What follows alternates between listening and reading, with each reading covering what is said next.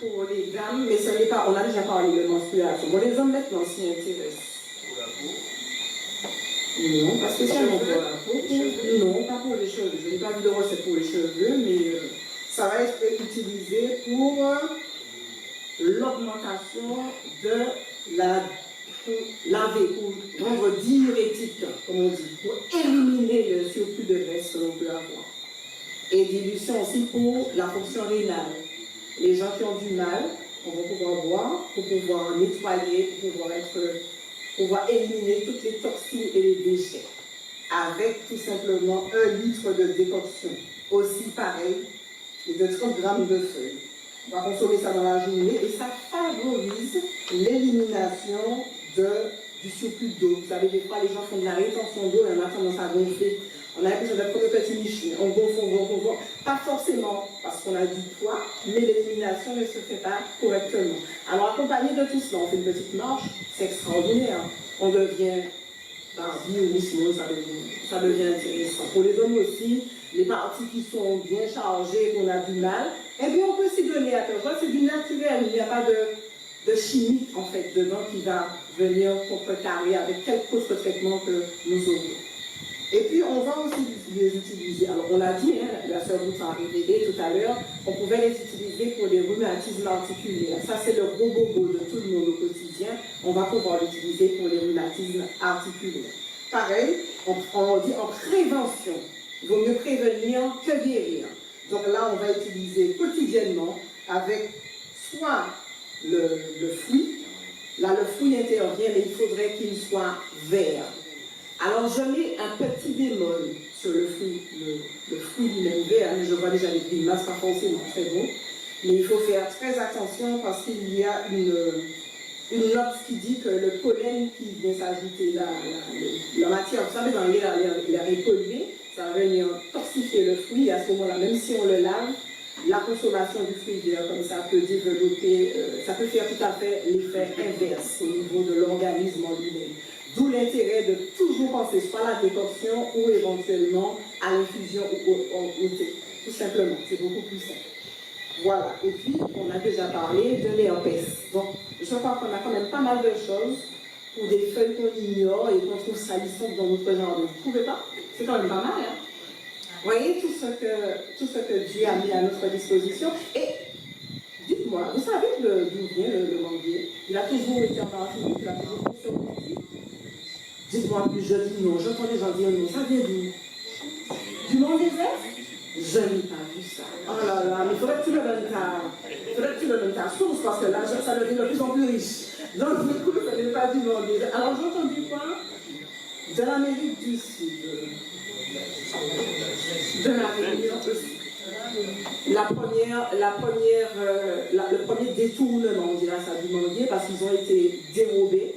Ils sont sortis, ce sont des Français qui se sont accaparés sur l'île de la Réunion du manguier et qui les ont implantés ici au XVIIe siècle apparemment, selon les sources en Martinique.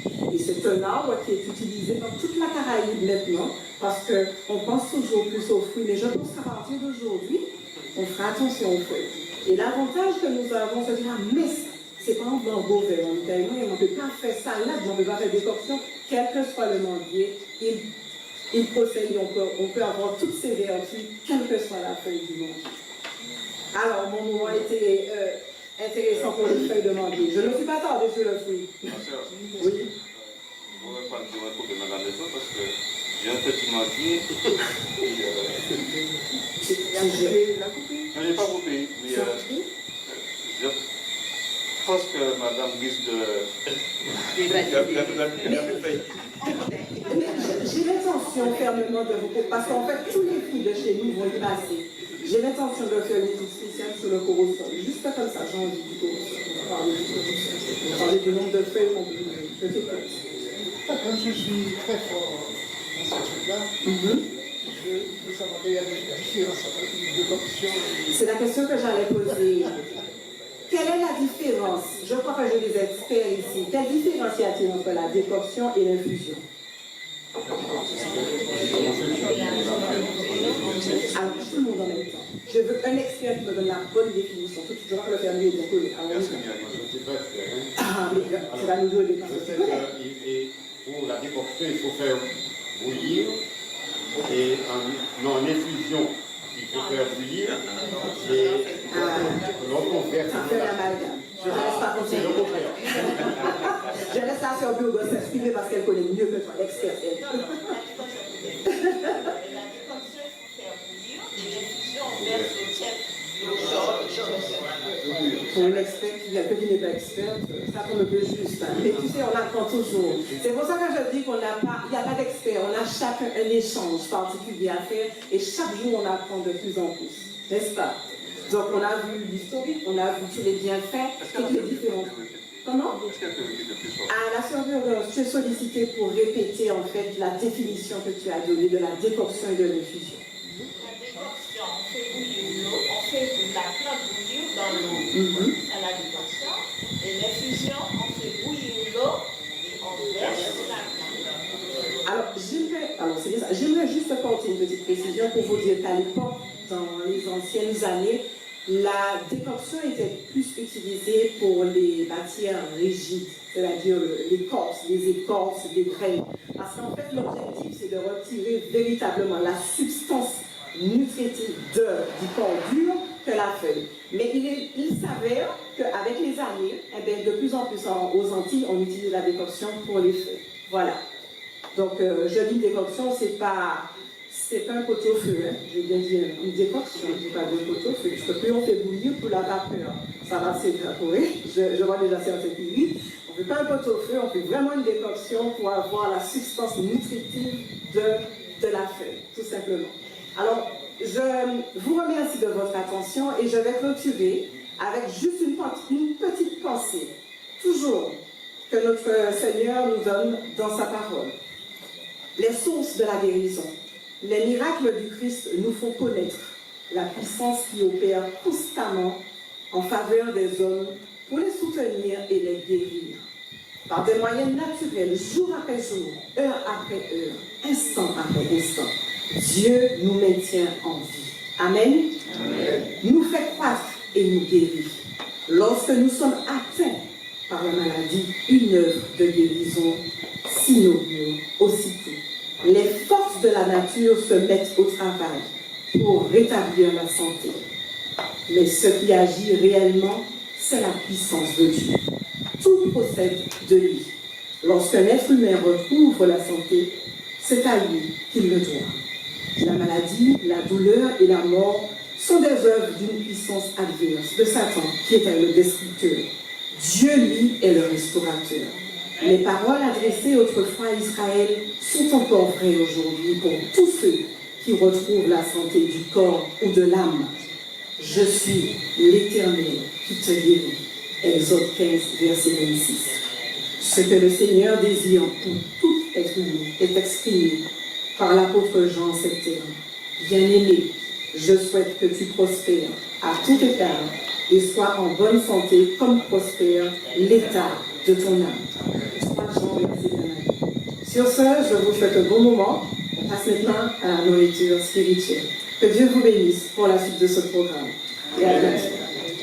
Amen. Amen. Ah, Dieu.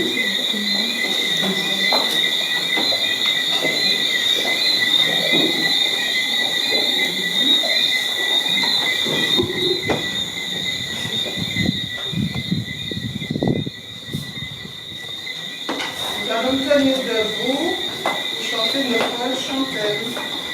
Mes yeux ont vu le retour de Jésus, notre Sauveur.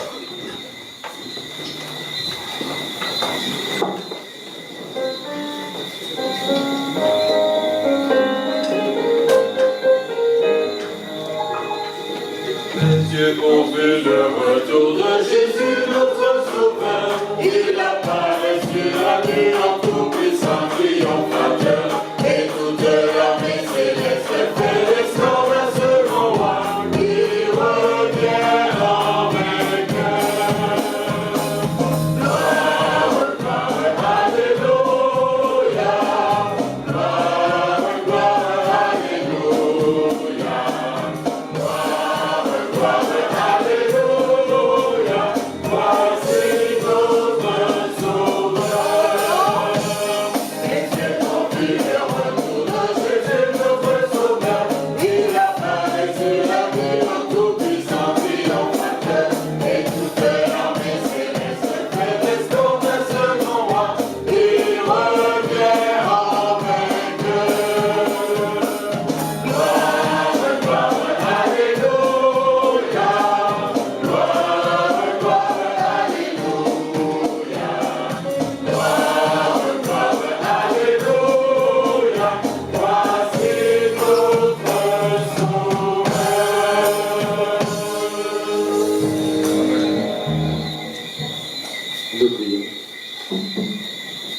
En ta présence éternelle, nous nous tenons, selon qu'il est écrit dans ta parole, là où 2 ou 3 sont assemblés en mon nom, je suis au milieu d'eux. Alors que nous nous tenons en ta présence, nous souhaitons recevoir tes bénédictions une fois de plus ce soir, et nous réclamons ce soir, dans le nom de Jésus, que tu ouvres notre intelligence au Saint-Esprit, que tu nous fais comprendre ta parole. Jésus a dit, tu prendras ce qui est à lui et tu nous l'annonceras.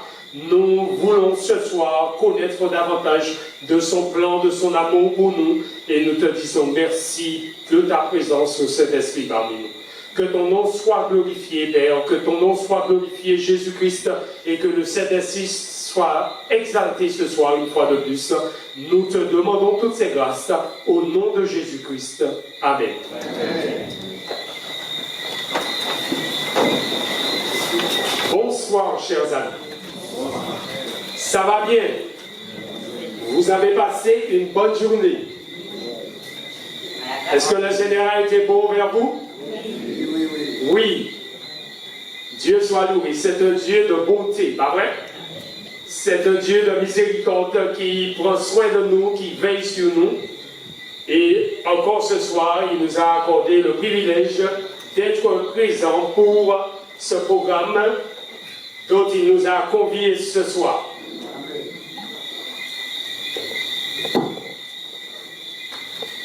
Qui se souvient de ce que nous avons dit hier soir? Donnez-moi au moins un petit détail que vous avez retenu.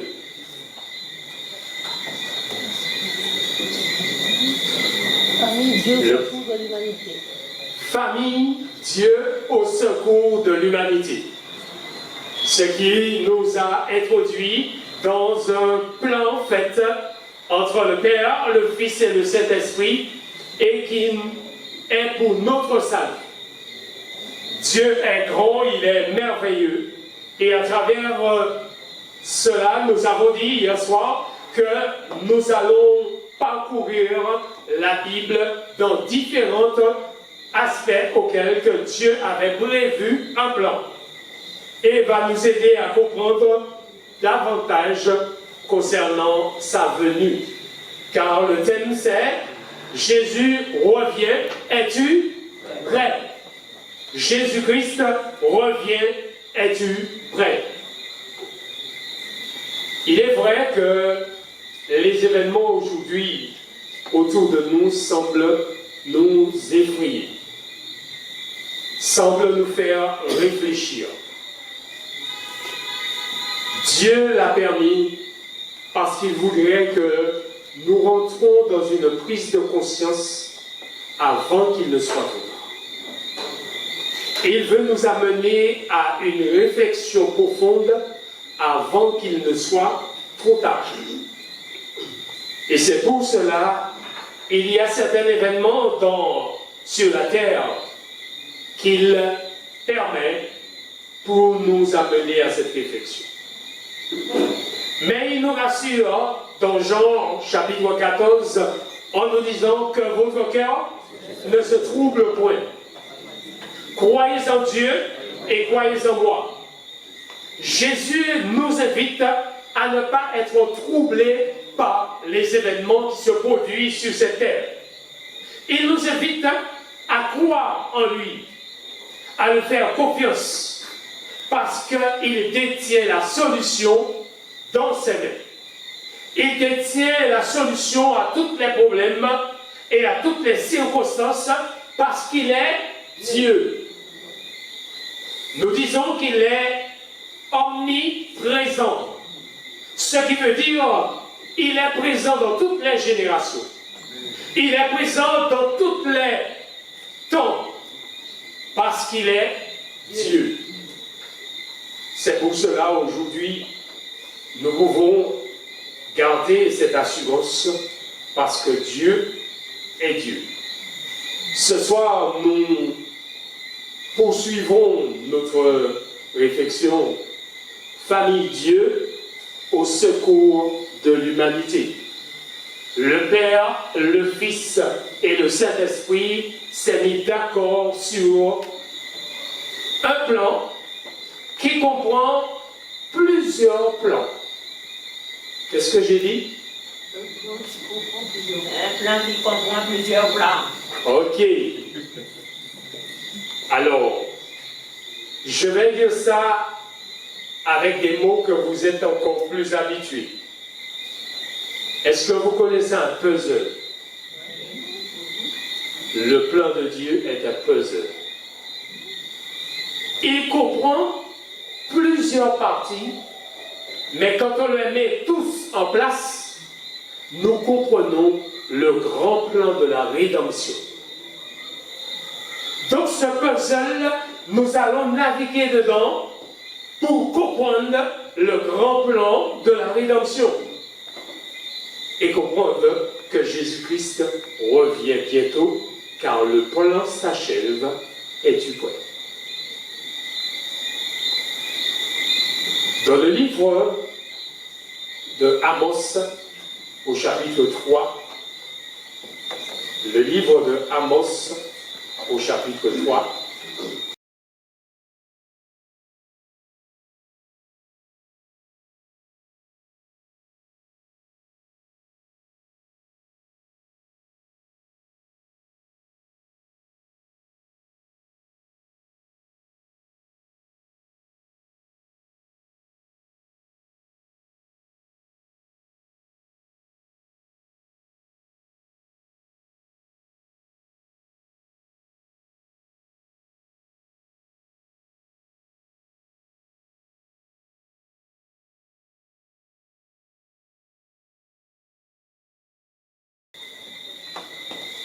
alors, s'il y a quelqu'un qui voulait nous le lire pour nous, hein? Amos chapitre 3, à partir du verset 1er. Amos chapitre 3, à partir du verset 1er. Écoutez cette parole que l'Éternel prononce contre vous, enfants d'Israël, contre toute la famille que j'ai fait monter du pays d'Égypte. Je vous ai choisis, vous seuls, parmi toutes les familles de la terre. C'est pourquoi je vous châtierai pour toutes vos iniquités. Deux hommes marchent-ils ensemble sans être convenus? Le lion rugit dans la forêt sans avoir une proie? Le lionceau pousse-t-il des cris du fond de sa tanière sans avoir fait une capture? L'oiseau tombe-t-il dans le filet qui est à terre sans qu'il y ait un piège? Le filet s'élève-t-il de terre sans qu'il y ait rien de pris? Sonne-t-on de la trompette dans une ville sans que le peuple soit dans l'épouvante? Arrive-t-il le malheur dans une ville sans que l'Éternel en soit? Car le Seigneur, l'Éternel, ne fait rien sans avoir révélé son secret à ses serviteurs les prophètes. Merci. La Bible nous présente dans ces versets plusieurs exemples qui nous montrent en quelque sorte quand il y a une réflexion de ce genre, c'est parce qu'il y a quelque chose à tirer. Si on entend le lion qui gronde, nous savons quelque part qu'il a vu sa proie. L'oiseau, quand il est à terre, quand le filet est à terre, nous dit le texte, ce n'est pas un piège pour lui. Par contre, comme le filet est tendu, il peut être pris dedans. Et ça devient un piège. La trompette, quand elle sonne, on entend le son et on prête l'oreille. Dieu est en train de dire qu'il y a des événements, qu'il y a des situations qui se passent dans le monde et qui nous poussent à des réflexions. Par contre, il dit que le Seigneur l'Éternel ne fait rien sans avoir révélé ses secrets à ses serviteurs, les prophètes. Dieu ne fait rien à moins qu'il ait averti. Et c'est pour cela, en quelque sorte, ce soir, nous allons rentrer dans des détails plus approfondis concernant ce plan. Dieu est celui qui a bâti et fondé ce monde que nous vivons. Dieu est celui qui est le constructeur de cette terre, de ce monde. C'est lui le bâtisseur. L'aurait-il bâti en vain? Dieu est Dieu et connaît les choses à l'avance parce qu'il est Dieu. Dans le livre de Luc, au chapitre 14, verset 28, nous allons lire une réflexion qui nous est proposée. Luc, chapitre 14,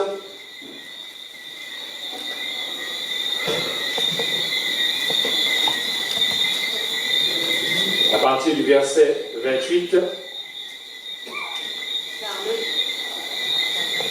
Car lequel de vous, s'il veut bâtir une tour, ne s'assied d'abord pour calculer la dépense et voir s'il a de quoi la terminer, de peur qu'après avoir posé les fondements, il ne puisse l'achever et que tous ceux qui le verront ne se mettent à le railler. En disant, cet homme a commencé à bâtir et il n'a pu achever. Ou quel roi, s'il va faire la guerre à un autre roi, ne s'assied d'abord pour examiner s'il peut, avec 10 000 hommes, marcher à la rencontre de celui qui vient l'attaquer avec 2 000? S'il ne le peut, tandis que cet autre roi est encore loin, il lui renvoie une ambassade pour demander la paix. Ainsi donc, quiconque d'entre vous ne renonce pas à tout ce qu'il possède ne peut être mon disciple. Merci. Notez bien le contexte qui nous est présenté ici. Lequel de vous, s'il veut bâtir quoi? Une tour, on pourrait dire une maison, ne s'assied d'abord pour faire quoi? Pour calculer, réfléchir s'il a de quoi commencer, mais s'il a aussi de quoi terminer. Il fait des plans pour commencer, mais pour aussi achever. Dieu qui donne ce conseil, ne l'aurait-il pas appliqué pour lui-même? Il a bien réfléchi avant de fonder le monde. Avant que de nous appeler à vivre dans ce monde, déjà il nous a laissé un exemple clair parce qu'il avait préparé l'Éden avant l'arrivée d'Adam et Ève. C'est pas ce que vous lisez dans la Bible.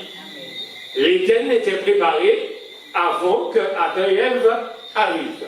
Donc Dieu, il s'est assis, il a réfléchi, il a calculé les conséquences de tout ce qui allait se passer sur la terre. C'est pourquoi il dit, homme de douleur, habitué à la souffrance. Ce qui veut dire, il avait vu la souffrance qui allait se multiplier sur la terre, mais il détient la solution, et c'est pour cela son plan ne pouvait être arrêté. Il poursuit son plan. Notez bien qu'il nous a parlé dans deux contextes. Le premier, c'est dans ce contexte de bâtir. Nous l'associons à ce monde que Dieu a créé. Le deuxième, à partir du verset 31, il dit, ou quel roi, s'il va faire la guerre à un autre roi. Dieu est en train de nous dire qu'il y a une guerre qui s'est déclenchée au ciel, qui se poursuit sur la terre. Ça peut être représenté comme un autre roi, quelqu'un qui veut prendre la place de Dieu, un ange déchu qui veut être le Dieu de ce monde. Mais notez bien le contexte qu'il a dit. S'il se rend compte qu'il ne peut faire face à cette guerre, qu'est-ce qu'il fait? Il lui envoie un ambassadeur pour faire quoi? Pour demander la paix. Notez bien une chose. Jésus est venu sur cette terre. Il dit, je ne suis pas venu apporter la paix sur la terre, mais je suis venu apporter l'épée. Pourquoi Jésus le déclare ainsi? Il est venu récupérer ce qui lui appartient. Il ne peut envoyer un ambassade dans le sens pour demander la paix, parce que c'est lui le représentant de la paix. C'est lui qui mettra la paix dans ce monde. Si nous pensons être en paix dans ce monde, nous nous trompons lourdement. Dieu est celui qui nous assure la paix. La paix dans le monde, la paix dans nos familles, la paix dans nos communautés, la paix autour de nous. Il est le seul capable de gérer cette situation. Et notez bien ici, il dit, si le roi se rend compte qu'il n'est pas en mesure de faire face à cette guerre, eh bien, il envoie une ambassade pour demander la paix. Partant de ce contexte, réfléchissons et comprenons ce que Dieu a fait. Puisqu'il est le créateur de toutes choses, il a prévu avant la fondation du monde un plan que nous lisons dans le livre de Éphésiens au chapitre 1er. Nous irons dans le livre de Éphésiens au chapitre 1er. Il est le Dieu qui est un Dieu prévoyant, le Dieu qui connaît toutes choses avant l'existence des choses, le Dieu qui est omniprésent, qui est présent dans toutes les générations, le Dieu qui est compatissant, lent à la colère et riche en miséricorde. Il nous est dit dans le livre d'Éphésiens, à partir du verset 1er, que la grâce, vas-y. Que la grâce et la paix vous soient données de la part de Dieu, notre Père, et du Seigneur Jésus-Christ. Béni soit Dieu, le Père de notre Seigneur Jésus-Christ, qui nous a bénis de toutes sortes de bénédictions spirituelles dans les lieux célestes en Christ. En lui, Dieu nous a élus avant la fondation du monde pour que nous soyons saints et irrépréhensibles devant lui. Amen. Dieu, verset 3 nous dit, béni soit le Dieu, le Père de qui? De notre Seigneur Jésus-Christ. Notez bien, qui nous a bénis de toutes sortes de bénédictions. Mais des bénédictions spirituelles, mais où? Dans le lieu céleste. Pourquoi il précise dans le lieu céleste? Alors que nous vivons sur la terre. Ce qui montre en quelque sorte, depuis la fondation du monde, les bénédictions sont là en réserve pour chacun d'entre nous. Et ce soir, c'est une bénédiction que vous recevrez à travers ce moment, puisque dans le livre d'Apocalypse, il est dit, heureux ceux qui lisent et ceux qui écoutent la parole de la prophétie de ce livre, car le temps est proche. Ce qui veut dire, c'est une bénédiction.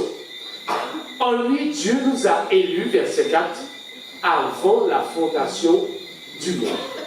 Et hier soir, nous avons dit que la fondation du monde, nous avons réfléchi. Quand Dieu a fondé ce monde, le livre de Genèse nous disait quoi? Au commencement, Dieu créa les cieux et la terre est restée informe et vide. Nous ne savons pas combien d'années. Nous ne savons pas combien de temps elle est restée informe et vide. Mais nous savons une chose.